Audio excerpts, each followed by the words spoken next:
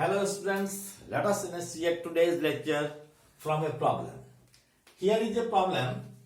Obtain an expression for the electric field strength if the electric potential in a region is represented by V is equal to 2x plus 3y minus 4z. Here there are two problems. Let us do one by one.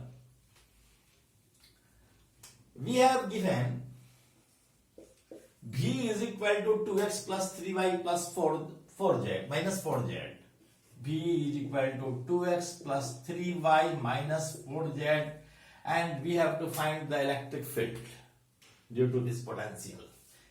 E is equal to minus del V by del x I plus del V by del y j plus del V by del z k. यह हम लोगों ने कल discuss किया था और पहले देखें कि यह x कंपोनेंट है. x component ex is equal to minus del we by del x.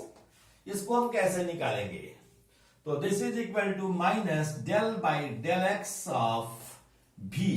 v is 2x plus 3y minus 4z. तो यहां x के रिस्पेक्ट में हमको करना है डिफरेंशिएशन. यह पार्शियल डिफरेंशिएशन है. अगर x के रिस्पेक्ट में करेंगे तो y और z को कांस्टेंट ले लेंगे, और y और z जब कांस्टेंट होगा तो 3y माइनस 4z का डिफरेंशिएशन x के रिस्पेक्ट में 0 हो जाएगा. तो बचेगा केवल 2x. 2 को बाहर में रखेंगे. x का डिफरेंशिएशन x के रिस्पेक्ट में 1. So this is equal to minus 2. Similarly, Ey is equal to minus del V by del y. This is equal to minus del by del y of 2x plus 3y minus 4z. इस equation में हम देखें x और z constant होगा क्योंकि y के respect में हम डिफरेंशिएशन कर रहे हैं. तो x और z को कांस्टेंट रखेंगे तो 3y का डिफरेंशिएशन y के रिस्पेक्ट में क्या होगा? This is 3. So here is minus 3. अब है z के रिस्पेक्ट में करना. Ez का वैल्यू निकालना. Ez is equal to minus del v by del z, and this is equal to minus del by del z and same 2x plus 3y minus 4z. जब z के respect में कर रहे हैं तो x और y constant हो जाएगा. 2x प्लस 3y का डिफरेंशिएशन 0 हो जाएगा. 4z का डिफरेंशिएशन z के रिस्पेक्ट में 4. यह माइनस साइन है, एक और माइनस साइन आ गया इसलिए हमने प्लस साइन लिया. This is 4. So E is equal to vector E is equal to EXI plus EYJ plus EZK. आप जान रहे हैं Ex क्या है? Ex is minus 2, so electric field is minus 2I plus EYJ. EY का value minus 3 है, so minus 3J. और EZ का वैल्यू प्लस 4 है, so plus 4K. This is your answer. अब हम दूसरा प्रॉब्लम करेंगे. सेकेंड क्वेश्चन है v is equal to x y square minus 4x square. x से मल्टीप्लाई कर दिया. X y square minus 4x cube. अब हम डिफरेंशिएशन करेंगे. पहले हम del v by del x निकालेंगे. Del v by del x is equal to, यह हम क्या लिखेंगे? Del v by del x, इसका वैल्यू लिखेंगे एक्स वाई स्क्वायर है तो हम x के रिस्पेक्ट में कर रहे हैं इसलिए y स्क्वायर कांस्टेंट है. x का डिफरेंशिएशन x के रिस्पेक्ट में 1 माइनस 4x क्यूब. तो दिस इज 12x स्क्वायर. यह del v by del x का वैल्यू हुआ. अब हम del v by del y निकालते हैं. Del v by del y जब हम निकालेंगे, एक्स वाई स्क्वायर है तो x कांस्टेंट यहां होगा और x कांस्टेंट है तो y स्क्वायर का डिफरेंशिएशन 2y हो गया. सो this is 2xy minus 4x cube. इसका y के रिस्पेक्ट में डिफरेंशिएशन हो जाएगा 0. तो हम लिखेंगे del v by del y is this much, and del we by del Z क्या लिखेंगे? Del we by del Z will be 0। Why? क्योंकि यहां जेड कोऑर्डिनेट है ही नहीं, इसलिए जेड कोऑर्डिनेट 0 होने से यह del we by del Z 0 हो गया। So E is equal to EXI plus EYJ plus EZK। So EX is how much? EX is EX, यह कितना होगा? अगर हम EX लिखेंगे तो EX बराबर लिखेंगे minus del we by del X, इसलिए तब हम यहां माइनस साइन लगाएंगे। और जब डेल वी बाई EY लिखेंगे तो EY का वैल्यू क्या होगा? Minus del we by del Y. अब ऐसी स्थिति में यहां फिर हम कौन सा साइन लगाएंगे? यहां हम माइनस लगाएंगे, माइनस 2y। ओके, अब हम क्या करेंगे कि E का वैल्यू, हम EX का वैल्यू डालेंगे। This is minus y square minus 12x square into i plus EYJ, EYJ के यहाँ पर माइनस 2xy माइनस 2xy into j. This is your answer. क्योंकि del we by del z तो 0 था, इसलिए EZ 0 हुआ। Okay, here we have a circular ring of radius A on which uniformly charge is distributed uniformly. The charge is Q.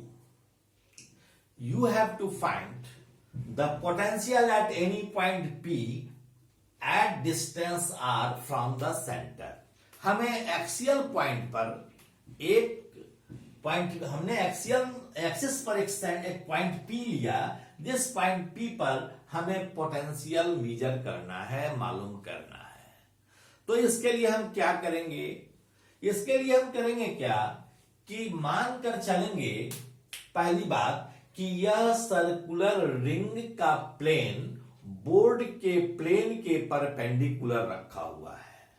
जैसे board का plane यह है, तो रिंग का प्लेन ऐसे है। रिंग का प्लेन यह प्लेन है, इस बोर्ड के प्लेन के परपेंडिकुलर प्लेन में सर्कुलर रिंग रखा हुआ है। और मैंने माना कि Q चार्ज यूनिफॉर्मली डिस्ट्रीब्यूटेड है, तो हमने यहां क्या किया कि एक एलिमेंटल पार्ट लिया। मान लिया कि इस एलिमेंटल पार्ट पर चार्ज है dq। तो हमें करना क्या है कि dq चार्ज के कारण पॉइंट P पर हमें पोटेंशियल मालूम कर लेना है, और जो भी पोटेंशियल मालूम होगा उसको हम पूरे रिंग के लिए इंटीग्रेट कर लेंगे। तो हम देखें कि इसके लिए हम इसको मिलाते हैं। यह पॉइंट सपोज कीजिए कि AB है, यह पॉइंट AB है, और इस पॉइंट को हम मिलाए इससे, या इस पॉइंट को हम A ही मान लेते हैं, AP को मिलाए। यह डिस्टेंस A है, यह डिस्टेंस R है, यह डिस्टेंस x क्या होगा? x बराबर होगा a square plus r square का स्क्वायर रूट। अब हम पॉइंट P पर पोटेंशियल मालूम करेंगे इस सर्कुलर रिंग के कारण। तो क्या होगा? इसके कारण V का वैल्यू dV होगा, यानी छोटे एलिमेंटल पार्ट के कारण जो यहां पोटेंशियल होगा उसको हमने dV माना। dV बराबर क्या होना चाहिए?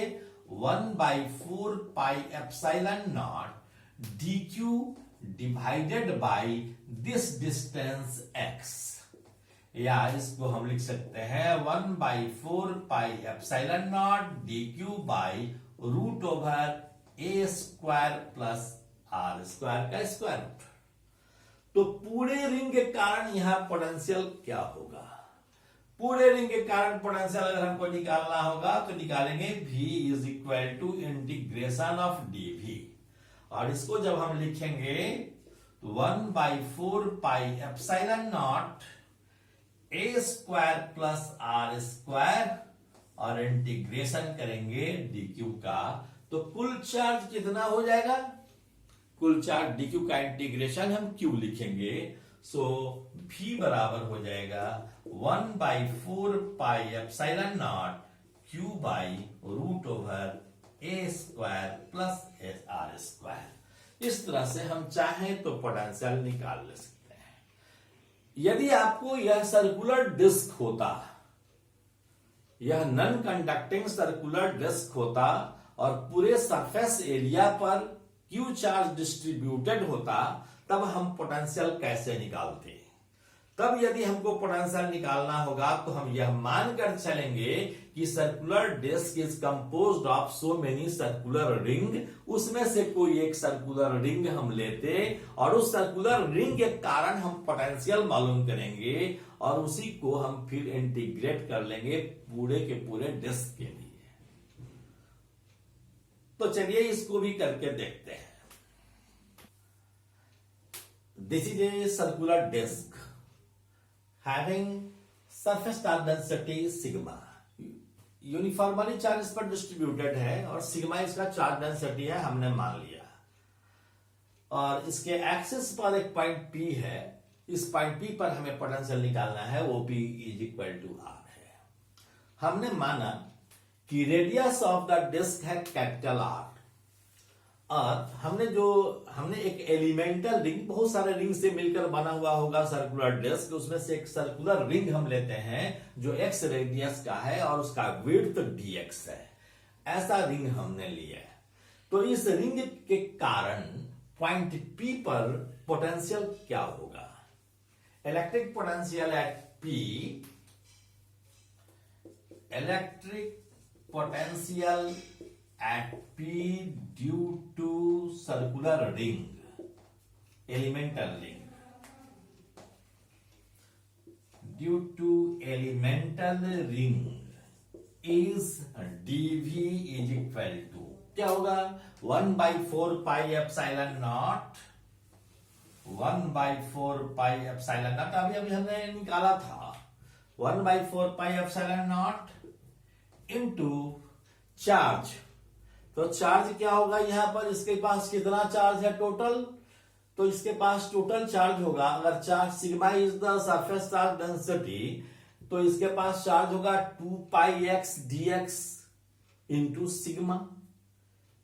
तो हम लिखते हैं 2πx dx into sigma divided by, यहां से दूरी कितना होगा? x square plus are square का square root by x square plus are square का स्क्वायर रूट। इसको हम पाई कैंसिल कर दें और 4 कैंसिल कर दें, तो इसको हम लिख सकते हैं this is equal to sigma by 2ε0 और यहां हमको बच गया x dx divided by root over x square plus are square. इसलिए पूरे डिस्क के कारण पोटेंशियल क्या होगा? तो हम इसी को इंटीग्रेट कर लेंगे। Integrating V is equal to integration of dV and this is equal to sigma by 2ε0 integration of x dx divided by x square plus r square। यहां x कहां से कहां तक हो सकता है? जो सबसे छोटा रिंग होगा वह 0 रेडियस का हो सकता है, 0 से लेकर कैपिटल R तक, यह लोअर लिमिट 0 और अपर लिमिट कैपिटल R। इसका जब इंटीग्रेशन करेंगे तो यह इंटीग्रेशन होगा सिग्मा बाई 2ε0 तो बाहर है ही, x dx का इंटीग्रेशन होता है x square plus are square, x square plus are square, इसका यह इंटीग्रेशन हुआ और कहां से कहां तक इंटीग्रेट करना है? 0 to R। This is equal to sigma by 2ε0। अब अपर लिमिट और लोअर लिमिट डालेंगे, x के जगह पर R लिखेंगे तो हो जाएगा R square plus are square का स्क्वायर रूट माइनस, अब हम 0 रखेंगे x का वैल्यू तो हो जाएगा केवल R। This is the potential at P due to circular disk having writing uniformly.